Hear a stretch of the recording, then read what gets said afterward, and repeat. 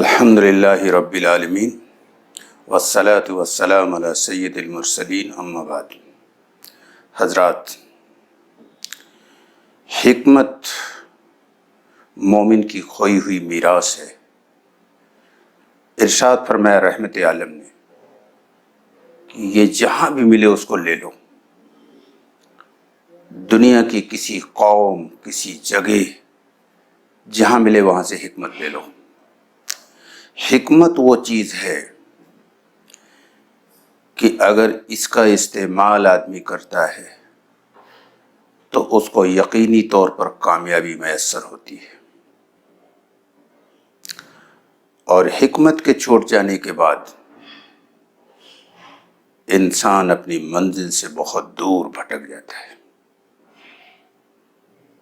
اس پر ایک حیرت انگیز، ایمان افروز، سبق آموز، دلدوز آپ کے سامنے واقعہ رکھ رہا ہوں۔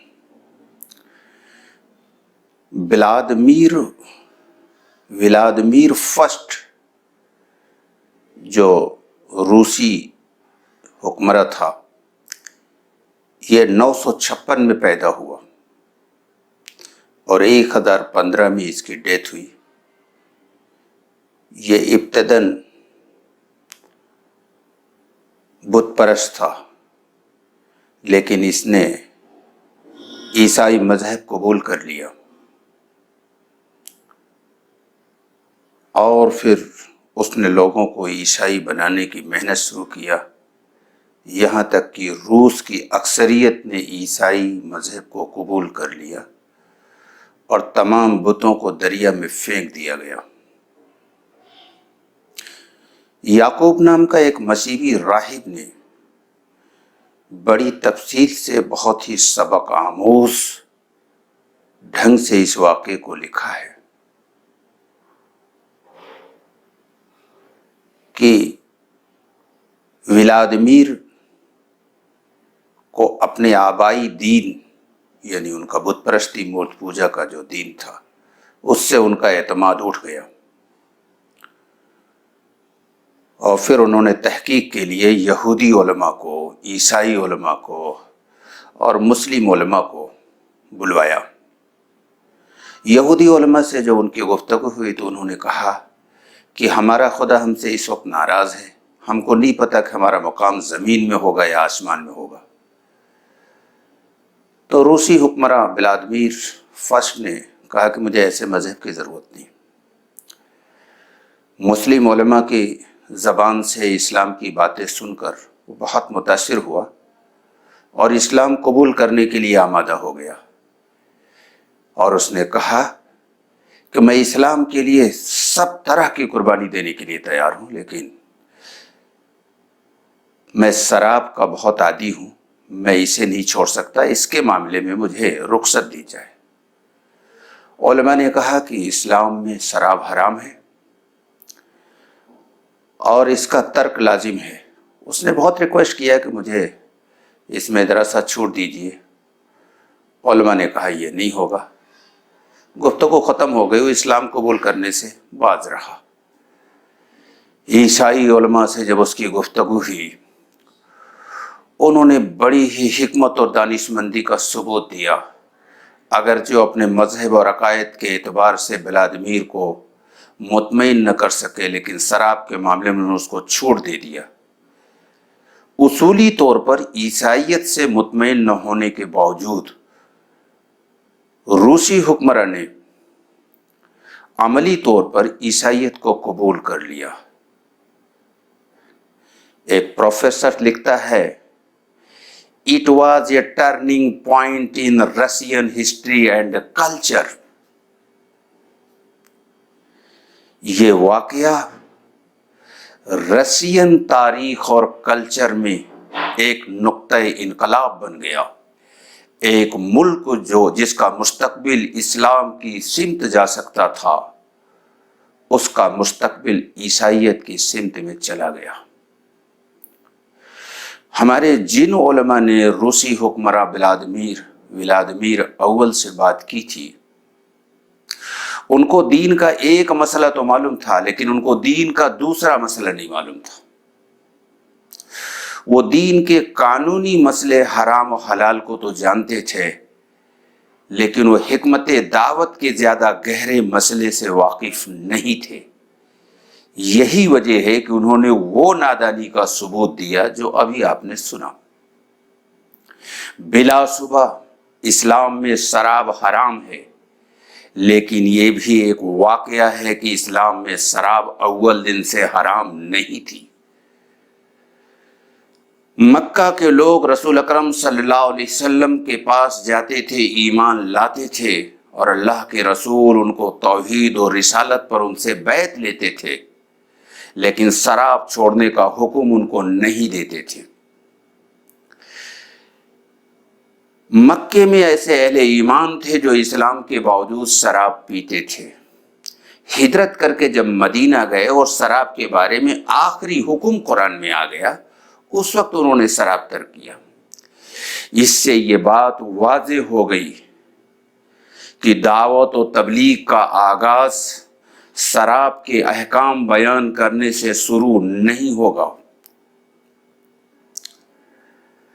بلکہ کسی شخص یا قوم کے اسلام میں داخل ہونے کے لیے ترک شراب کی شرط نہیں لگائی جائے گی۔ ترک شراب اگر اول مرحلے میں ممکن نہیں ہے تو اس کو دوسرے مرحلے کے لیے مؤخر کر دیا جائے گا۔ یہاں کوئی شخص یہ کہہ سکتا ہے کہ یہ رخصت تو اس وقت تھی جب شراب کی حرمت پر قرآن میں کوئی واضح حکم نہیں آیا تھا۔ جب شراب کے حرام ہونے کا واضح حکم اب قرآن میں آ گیا تو پھر اس کے بعد کسی کو رخصت کیسے دی جا سکتی ہے؟ یہ استدلال غلط ہے۔ رسول اللہ صلی اللہ علیہ وسلم کی سنت سے یہ ثابت ہے کہ آپ صلی اللہ علیہ وسلم نے دعوتی مسالے کی بنا پر بعض احکام میں بعض لوگوں کے لیے نرمی اور رخصت کا طریقہ اختیار فرمایا۔ قبیلہ طائف کا معاملہ اس کی واضح مثال ہے۔ طائف کے لوگ، قبیلہ ثقیف کے لوگ کا جو معاملہ ہے اس کی واضح مثال ہے۔ یہ قبیلہ ثقیف کے لوگ طائف کے رہنے والے تھے۔ ان کا ایک وفد مدینہ آیا اور اسلام قبول کیا۔ اسلام قبول کرنے سے پہلے انہوں نے رسول اکرم صلی اللہ علیہ وسلم کے سامنے یہ شرط رکھا کہ ہم اس شرط پر مسلمان ہوں گے کہ زکوٰۃ نہیں دیں گے اور جہاد نہیں کریں گے۔ آپ صلی اللہ علیہ وسلم نے قرآن میں واضح حکم اس وقت آ چکا تھا زکوٰۃ اور جہاد کا، اس کے باوجود ان کی شرطوں کو مان لیا اور فرمایا کہ بعد میں یہ اس پر بھی عمل کریں گے۔ مخصوص حالات میں وقتی طور پر کسی شخص کے ساتھ نرمی اور رخصت کا طریقہ اختیار کرنا بھی اسلام ہی کا تقاضا ہے، اور دعوت کے معاملے میں اس کا خاص طور پر لحاظ کیا گیا ہے۔ کسی شخص یا قوم کا اسلام میں داخل ہونا ایک تدریجی عمل ہے، اور حکمت دعوت اسی تدریج کو ملحوظ رکھنے کا دوسرا نام ہے۔ رسول اور اصحاب رسول نے اسی تدریج کو اختیار کر کے ایک عالم میں اسلام کو پھیلا دیا۔ بعد میں مسلمانوں نے اس تدریج اور اس حکمت کو بھلا دیا تو اسلام کی اشاعت بھی رک گئی۔ اس حکمت پر اتنی اہم باتیں ہیں جس کو نہ جاننے کی وجہ سے پوری دنیا مسلمان بڑا نقصان پہنچا رہا ہے انجانے میں۔ اگر ان کی پوری تفصیلات لاؤں گا تو بہت وقت لگے گا۔ میں ایک چھوٹا سا واقعہ آج ہی کا بتا دوں۔ آج 30 اگست ہے۔ ایک صاحب آشوتوش نام کے ملے، یہی لکھنؤ کے رہنے والے ہیں۔ انہوں نے کہا کہ میں علی گنج میں رہتا ہوں، وہاں کے فلاں سیکٹر کی مسجد میں نماز پڑھنے جاتا تھا، مجھے امام صاحب نے منع کر دیا کہ آپ مسجد میں نماز پڑھنے نہ آیا کریں۔ ایک یہ دین ہے، ایک رسول عربی صلی اللہ علیہ وسلم کا لایا دین ہے کہ مسجد نبوی کے اندر سیرت کی کتابیں کوئی بھی اٹھا کے دیکھو بھرا پڑا ہے، مشرکین آ کر کے 3 دن سویا کرتے تھے۔ بعض واقعات تو ایسے ہیں کہ ایک ہفتہ آ کر غیر مسلموں نے قیام کیا۔ اور اس میں بڑی حکمت تھی. جب کوئی آدمی ہمارے قریب آئے گا، ہمارے کردار کو، ہمارے معاملات کو، ہمارے اعمال کو دیکھے گا، جبھی تو سچائی کا انکشاف ہوگا، جبھی تو سچائی کو قبول کرے گا.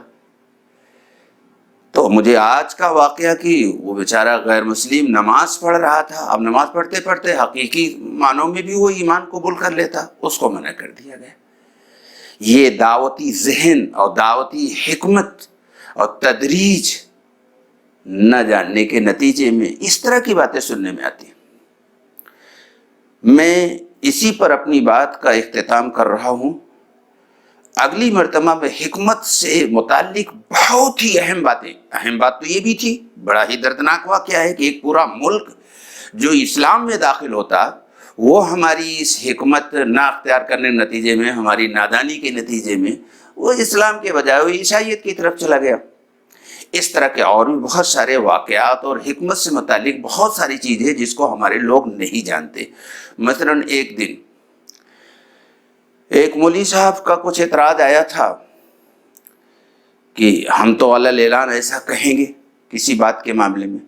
ہم نے کہا یہ حکمت کے خلاف ہے.